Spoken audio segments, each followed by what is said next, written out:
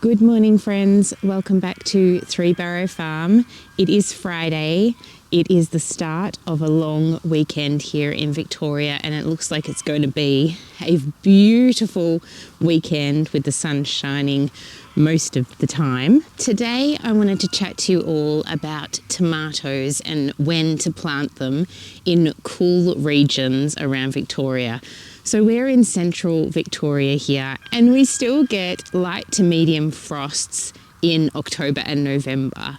So it can be challenging to plant out your frost sensitive vegetables. Now, last year I experimented, and I love to do a whole lot of experimenting in my garden and just, sacrificing a few plants here and there in the experiments. So last year I planted my first tomatoes in September, and I harvested my first tomato on Christmas Eve, and that is the earliest I've ever harvested a tomato here on our property for the 10 years I've been gardening here. Now, what I did was I put frost cloth over the top. So on Tuesday this week, I had a look in my diary, my gardening diary from last year, and I noticed that I had passed the time that I had planted out tomato plants, and I thought, well, it looks like there's not as many frosts coming up, and it also looks like that crazy weather, like the hail, has sort of passed a little bit for now. We had quite a lot of rain on Wednesday all around Australia, in fact, and there were quite some strong winds. But thankfully, what's under here survived the winds because I had the frost cloth on this side of the bed. And just last night, we had a frost, so it was going to get down to around -1. And I came out and covered this side of the tomato plants. So I haven't had a peek yet, so let's see how they look. So I just have these metal pegs holding the frost cloth onto the Rio mesh that I have here. So we like to grow our tomatoes up on this Rio, and it looks like these tomatoes have done okay overnight.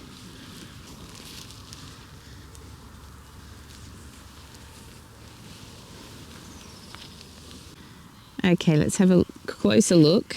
So some of them are a little bit,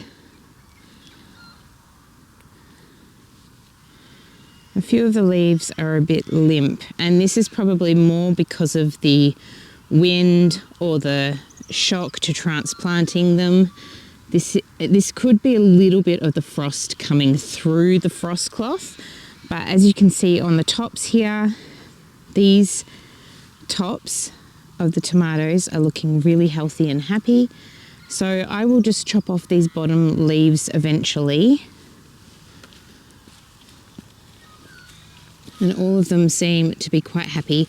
What I need to do is move the bricks so that this frost cloth doesn't lean up against the plants. I think it was more the second frost cloth that I put along here, and I didn't have bricks down, so I'm definitely going to put some bricks down to keep it as an A-frame cover over the tomatoes. But yeah, I'm really happy with how they're looking. They're going to get some nice sunshine today after that frosty night we had, and yeah, we'll see how they go. So I will keep the frost cloth on the west side permanently on when it is windy, because we seem to be getting a lot of west wind at the moment. But I'll be taking this off today because it looks like it's going to be a nice still day and nice and sunny. So I'm going to take this frost cloth off and let the sun shine on these plants completely. And the netting on either side of this row is sort of protecting the plants a little bit as well. You're getting me wet, Luna. Go get the cocky. Go get the cocky. Go on. Trying to train them to scare the cockatoos away, but not any of the other birds. So far, so good. One other thing I have been noticing with this straw that I've put down in the pathway is there's been a little bit of seed, and the seed is now shooting, and so I've just been pulling them out and throwing them over to the grass area or leaving them on here to just wilt and die. It's not too much of a pain for me to, pull them out as I'm going through or walking through the pathways. So I'm really happy with how it's keeping everything else from coming up. And I've got more hay bales now, so I'm going to finish off this garden bed and then move on to the other garden bed, which I will show you in my tour that I'm hoping to film this weekend. Okay, so I have all of my tomato plants here, or some of them. I have planted out some more tomatoes, so there are more to come. But I wanted to talk about how in one of my videos I mentioned how the leaves were sort of going pale and stripy. Well, I added some cow manure on top of these pots and they have become nice and deep and green again. So the cow manure is such gold. I really highly recommend getting some cow manure and putting it on your garden.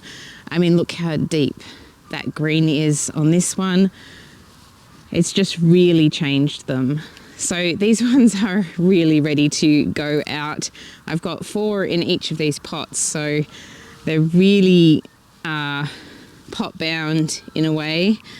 There's roots coming out the bottom. So I am very tempted to plant a lot of these out.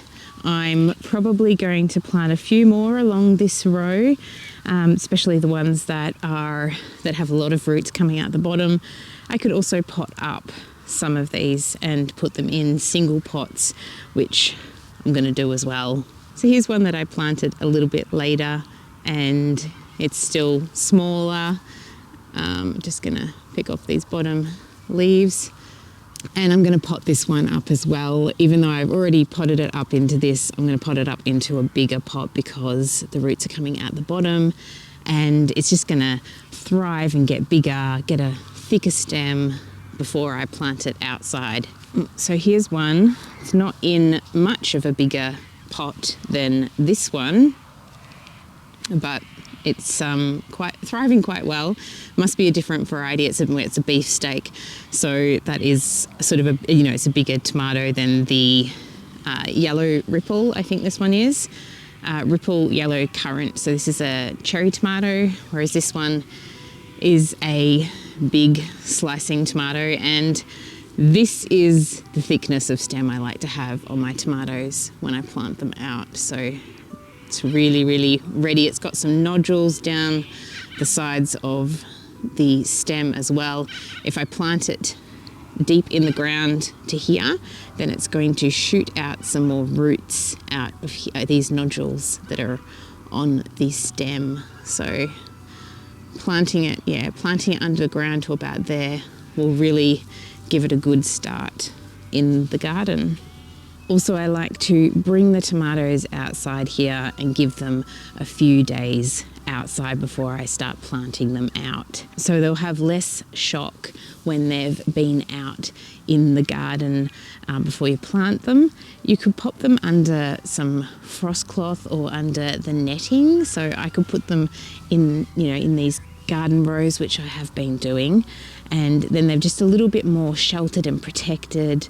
They're nice and warm under there, which I'm going to show you in my garden tour how much warmer the plants are under the netting compared to outside, which is quite amazing. You'd think that you'd need to have frost cloth to keep them warm, but they get really warm under this netting. So let me know down below if you have planted your tomatoes out yet, or if you're still holding off to plant yours out. I'm really interested to hear, and let me know where you are in Australia or in the world. It's really interesting to see how close we can be to each other, but how different our climates can be.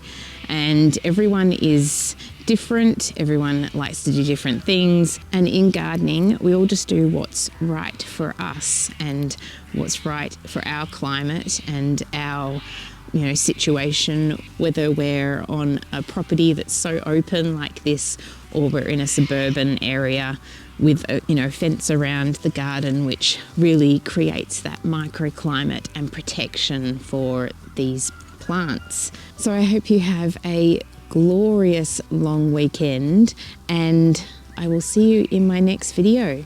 Enjoy your garden, my friends. See you next time. Bye.